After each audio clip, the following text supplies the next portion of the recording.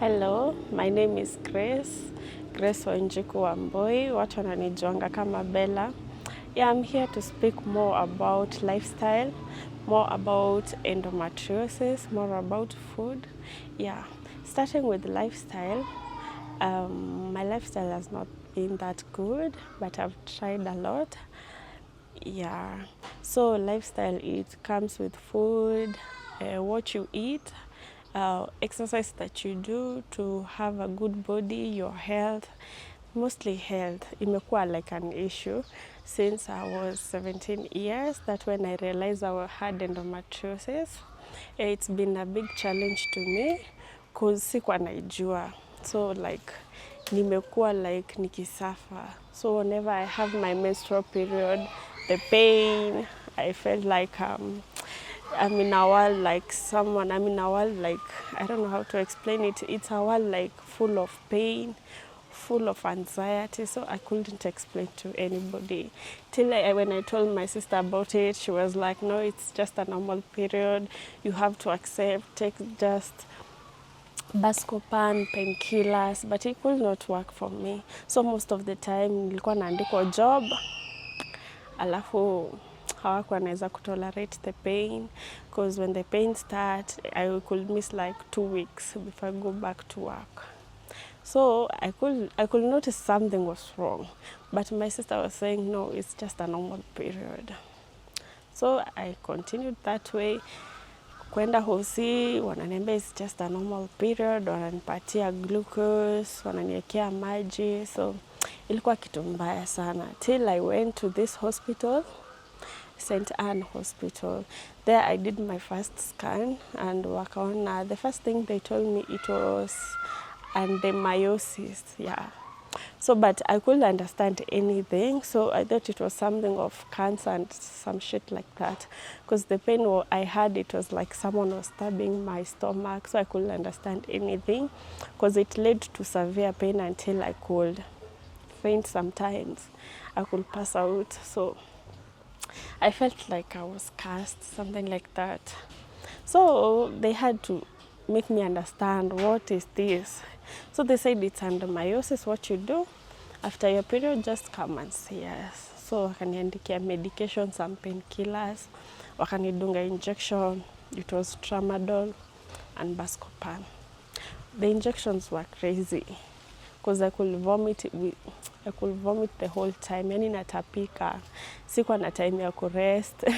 Hata time natapika tu maji, hata huku umekula but the pain haikulet ukule, yani appetite yako iko chini, uko na anxiety, hauwezi ukatapika, unatapika tu kitu hauna. So it led to a time like I went home, nikatulia. Sometimes after hata ukitulia, unaamka ukiwa umechoka, uko exhausted, you don't feel to do anything. So until I went to Women's Hospital, I went huko, wakaniambia it's endometriosis. I went to, nikaenda nikafanyiwa scan, the first scan. After there, wakaenda wakanitest blood. After testing blood, nikaenda wakaangalia my tissues, my cells and everything. So wakanifanya MRA and everything. So wakaona ni hiyo endometriosis. So I didn't understand better. So I was like, kwani ni cancer nimepata ama ni nini niko nayo? So kuna sometimes sikuwa naelewa until I met this guy na anaitwa Dr. Ngayo from Women's Clinic. Yeah, so there's a friend of mine, cause hata kulipa the guy na si rahisi. Cause there's a friend of mine alinisaidia kulipa guy na a best friend of mine. So akaniambia it's just some problems of women. Just go and listen to the guy na then we know the issue kwenye iko. So I went. Sa hizo ndio hii story ya fire mama ikatokea. Oh, fire mama amekufa. I didn't know what the cause was until nikasikia fire mama amekufa juu ya endometriosis. So ikanishika. Design by that time bado nilikuwa kwa hiyo hosi, niko like, where is the same thing I'm going through, dem amekufa, na ndio najaribu kuelezewa hapo. So I told the guy, na haina haja unieleze. Already I had kuna dem amekufa juu ya this. Akaniambia no, you need to understand yako iko kwa the outer layer of the uterus. So where your uterus is bulky, but the cells zina grow the outer layer. So I felt like, doom, I'm also going to die. So it was something hard to accept. It is something hard to deal with. I think so it's another cause you're dealing with. So nikaingia kwa hiyo room, the doctor akanielezea, akaniambia, you know what you need to do is just maintain your lifestyle as we talked before. Maintain your lifestyle, what you eat, na endea medicals. Something funny with this thing, even having sex and dating a person, si rahisi, it's not easy. To date a person is not easy. Unakuta like men, okay, of course men, they love sex. So as girls, when you tuko na hii ugonjwa, si rahisi. So when you have sex, you feel pain. You feel like unatochariwa tu, you feel pain. Rona. Then kukaka, the guy pretend, sometimes hata anaweza pretend he really understand, but I understand. So hiyo ndio ilikuwa issue. So mimi nikaelezea daktari everything. I told him what I feel. So the doctor was like, you know, you should date and you should have a kid.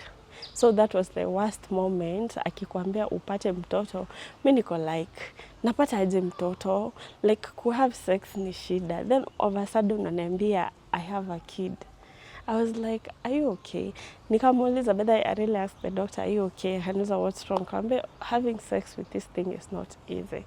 So it's like, that's the only way, if you have a kid, the only way that you ugonjwa ita disappear. So I'm like, okay, how? How can you ugonjwa disappear and to have sex? You feel like you're being tortured, you're feeling pain, sometimes even you bleed. So I'm like, okay. So something weird, aliniambia, okay, but don't look for young people to have sex with. Just look for old people. I'm someone who really understands you, your condition and everything. So I paused, I went back home. I went back home with medicine. I went back home more tortured. I went back home with more anxiety. I'm like, yo, naanzia wapi? Mimi mwenyewe to date it's an issue, unaanza wapi? So it's been a journey. Not only that, sometimes you're having your menses at night, in a kubath, you're having pain. You have to look for a cab at night, for hospital, for injection. Like, it's not easy. It's not easy to deal with endometriosis, I can testify. But what I can ask the government, at least they can support us. They support us with medicine, injection. Like most of us, kuna wasichana hawezi afford hizo injection. Nanielewa. Nasha haikavi the most of the injection. So kaa gava inaweza to support na hizo injection na watafute the main cure of that injection, of that hiyo ugonjwa, because inatutocha vibaya sana. It torture a lot of, na something kills you, like you can be barren the rest of your life. It kills you. Every girl's dream need to have a family, to have a kid, to have a family of their own. Like, then unasikia like this thing inaweza tuma ukue barren. Ukue barren, like for real, for real. It kills you. It really kills you. Like also the same thing, like this month unajua uko sawa, some few days uko sawa, then unajua a certain day you have pain, a certain day you have to go through injection, a certain day you have to be traumatized, a certain day, like, oh man, it's shit. It's full of shit. So I can ask for support for girls who have endometriosis. Most of them, they have it, but they're suffering inside because they don't know they have it. Yeah, and as girls, we should stand out, create a day of this, we create awareness of this sickness, because we can't die with it. People have to know. Young girls have to know. Yeah, so I all say, like, to all endometriosis women, continue fighting, and I love you all. Continue watching our channel and we'll give you more. Thank you.